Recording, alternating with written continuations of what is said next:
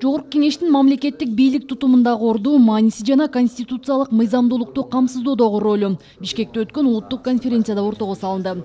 Жыйындын катышуучулары мамлекеттик бийликтин түзүлүшүнүн принциптерин талкуулашты. Ошондой эле мыйзамдуулукту камсыздоодо мыйзам чыгаруу бийлигинин ролуна токтолушту. Иш-чара Конституциялык сот тарабынан Евробиримдиктин Кыргызстандагы мыйзамдуулукту бекемдөөгө көмөктөшүү долбоорунун колдоосу менен өткөрүлүүдө. Бул жыйын 2 жылда 1 ирет уюштурулуп турат.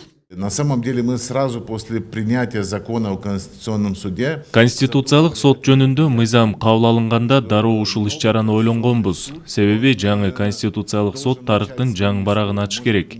Бул жагынан алганда башка бийлик бутактары менен кантип байланыштуу маанилүү.